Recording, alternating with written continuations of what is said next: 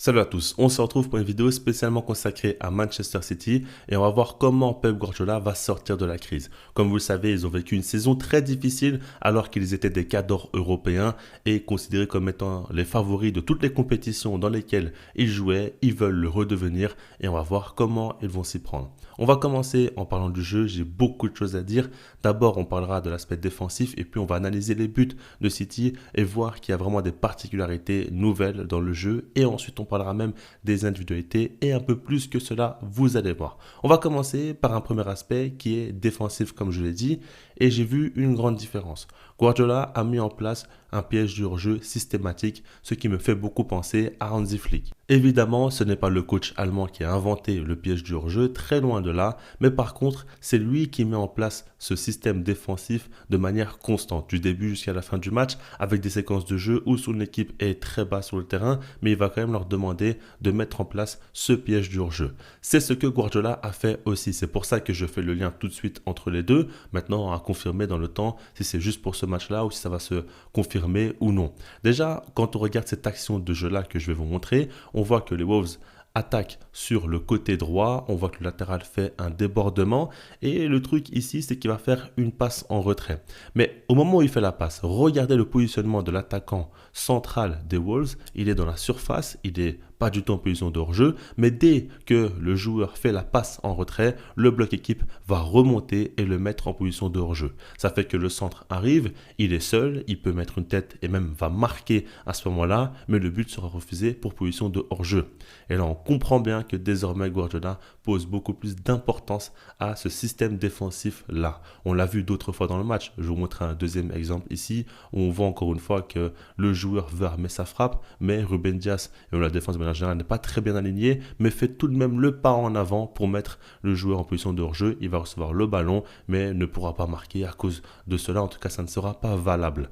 Et on a vu ça à répétition constamment tout le long du match, et on comprend bien encore une fois que désormais, Guardiola part du principe que défensivement son équipe a beaucoup trop subi d'occasions la saison passée. Il veut continuer à jouer haut sur le terrain, à prendre des risques, mais désormais il a apporté une subtilité en plus qui est donc les pièges du hors-jeu à répétition, comme ce que fait Hansi Flick au Barça, avec pas mal de préceptes de jeu identiques, donc ça revient à peu près à la même chose selon moi, encore une fois. Mais si on continue, on va analyser les buts et vous allez voir pas mal de particularités dans le jeu de City. Si on regarde le premier but ici, tout commence avec Tijani Reinders, qui a le ballon dans une position très basse sur le terrain. On ne se dit pas spécialement qu'il peut y avoir un danger, mais mine de rien, il va faire une percée par le pied, il va accélérer, il va se retrouver avec une situation où il a deux joueurs face à lui, il va même réussir à faire un crochet et à passer entre les deux, et puis il va continuer à accélérer et donner un très bon ballon en lob, comme ça, pour Rico Lewis, qui fait l'appel dans le demi-espace droit. C'est important cette verticalité-là qu'on retrouve. Il va recevoir le ballon, et puis il va donner un très très bon ballon lui aussi, cette fois-ci à Erling Haaland au second poteau qui va couper la trajectoire et réussir à marquer. Ce qui me plaît dans cette action, c'est le jeu à 3 entre Reinders, Rico Lewis et Haaland, l'appel aussi de Rico Lewis dans le demi-espace droit qui apporte une vraie verticalité et accélère l'action, et puis le positionnement de Haaland au second poteau. Et j'ai trouvé que dans ce match-là, souvent Haaland était positionné au second poteau pour terminer les actions. C'est le dernier joueur des actions, et souvent on va le trouver dans le jeu aérien ou au sol, mais en tout cas beaucoup de centres, beaucoup de ballons à longue distance qui vont arriver, et généralement il fait très très mal. On voit désormais qu'il est très bien exploité et qu'il prend de plus en plus ses marques avec cette équipe. Ça, c'est très important. Si on regarde le second but, il est totalement différent parce que c'est Oscar Bob qui va récupérer le ballon très haut sur le terrain. C'est une passe mal faite par un joueur de Wolves et puis une mauvaise appréciation logiquement. Et Oscar Bob suit bien l'action, va récupérer le ballon et va accélérer. Il fait une percée, il court. Ce qui est intéressant, c'est que devant lui, il y a deux joueurs. Sur sa droite, Erling Haaland, sur sa gauche, Tijani Reinders. Et lui, il va décider de jouer avec l'Hollandais, Reinders. Il va lui donner le ballon sur le côté gauche qui va marquer un superbe but. Quand on regarde ici au moment de la frappe, il est en déséquilibre, il est en train de tomber, il est sur son pied gauche alors qu'il est droitier et pourtant il va armer une frappe croisée magnifique et réussir à marquer. Là encore une fois, on voit ce football très direct, très vertical. C'est une récupération haute sur le terrain et puis on voit que tout de suite il y a de la projection. Deux joueurs qui vont se projeter, on va y revenir plus tard mais c'est intéressant que Reinders se projette parce qu'en soi Haaland c'est logique, c'est le numéro 9 et il adore ce genre de situation situation-là. Mais Reinders, lui, c'est différent. C'est un milieu de terrain. À la base, on n'avait pas l'habitude de le voir monter aussi haut. Là, il l'a beaucoup fait dans ce match. Et ici, c'est comme ça qu'il va réussir à marquer. On continue. Et là, cette fois-ci, on va arriver au troisième but qui, selon moi, est le plus impressionnant ou presque. Je ne sais pas. Mais en tout cas, je l'ai beaucoup apprécié. C'est James Trafford qui va commencer l'action avec un jeu très très long. Une magnifique passe pour Tidjane Reinders, encore une fois, qui est impliqué sur une action de but. C'est impressionnant. Et lui, il va accélérer, donner le ballon sur le côté droit à Oscar Bob, qui va jouer très rapidement, en limite en une touche pour Reinders. Et lui va être dans le demi-espace à ce moment-là et donner un super ballon en retrait à Erling Haaland, qui a suivi l'action, qui a fait la course. Et lui va terminer l'action de manière très froide, très clinique, comme on a l'habitude de le voir chez le joueur norvégien.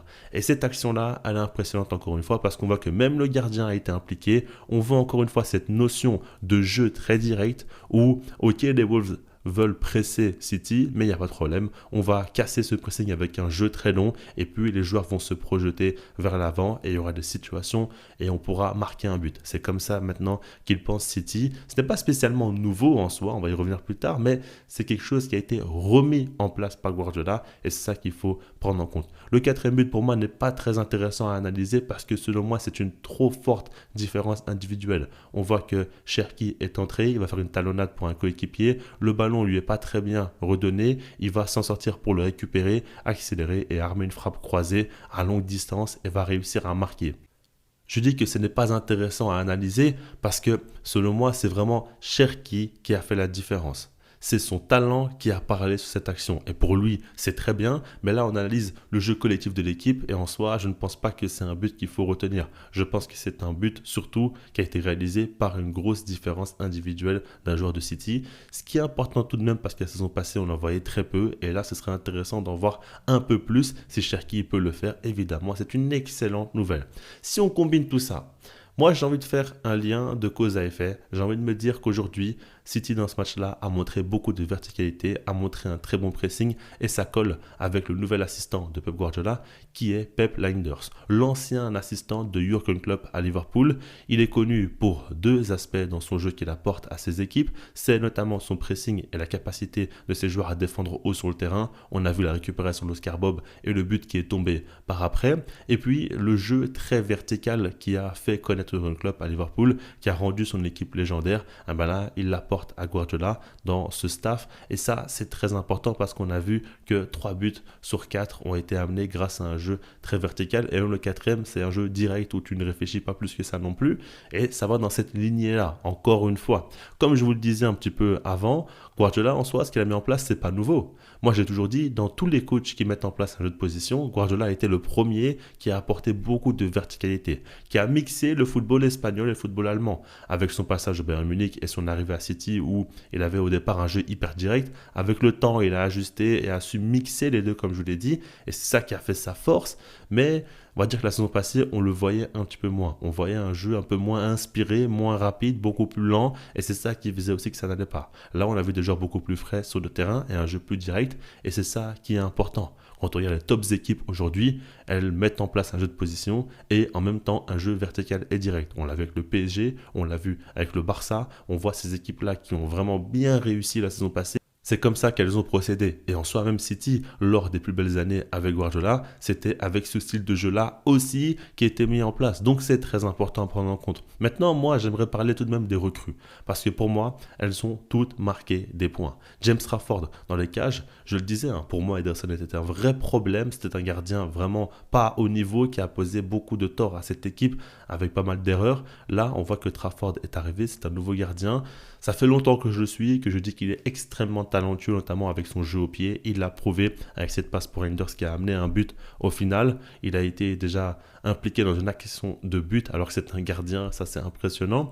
Mais sur sa ligne aussi, il y a eu des arrêts à faire. Il les a fait, il a été bon. C'est encore trop tôt pour en parler, mais déjà c'est bien qu'un nouveau gardien arrive et tout de suite montre quand même qu'il arrive à s'adapter et à comprendre le style de jeu de City. C'est positif.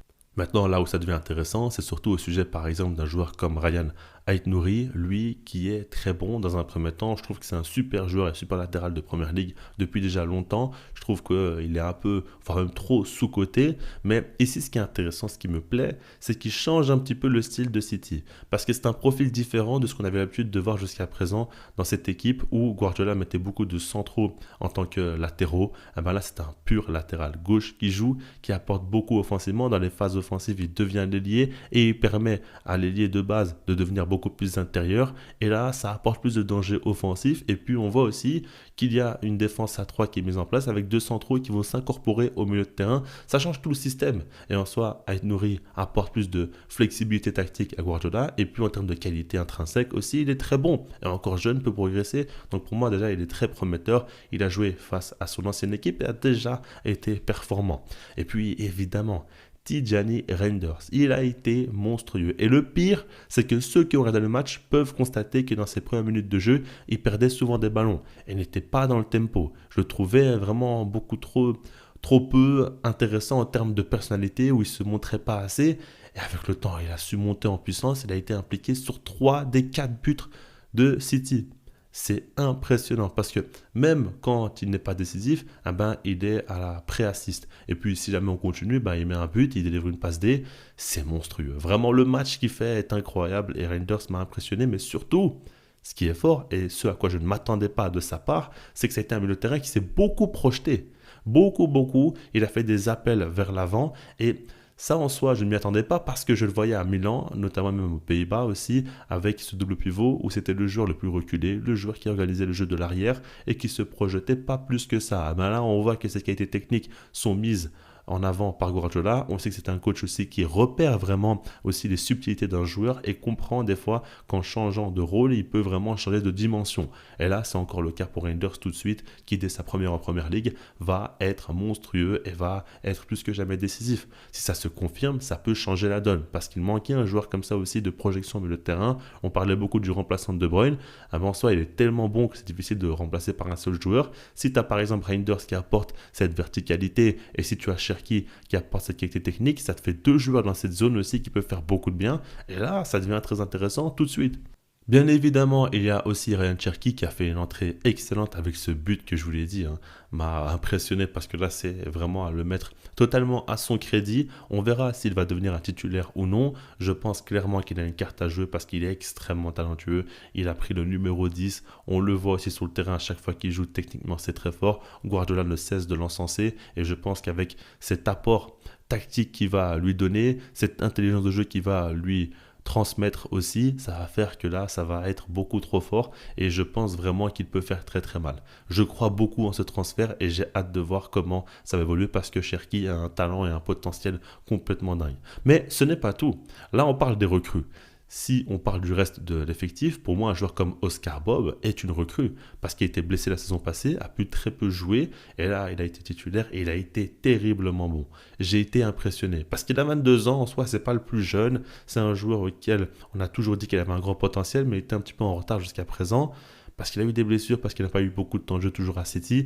Mais là, je l'ai vu dans ce match-là et je peux vous le dire vraiment que son talent est dingue. Sa conduite de balle est exceptionnelle. Le ballon lui colle au pied. Et puis, qu'est-ce qu'il est intelligent, qu'est-ce qu'il sent bien le jeu à chaque fois. On le voit au moment de faire la passe, où il faut dribbler, où il faut frapper. Il est vraiment intelligent dans tout ça, ses déplacements, ses appels, son pressing, son jeu sans ballon aussi.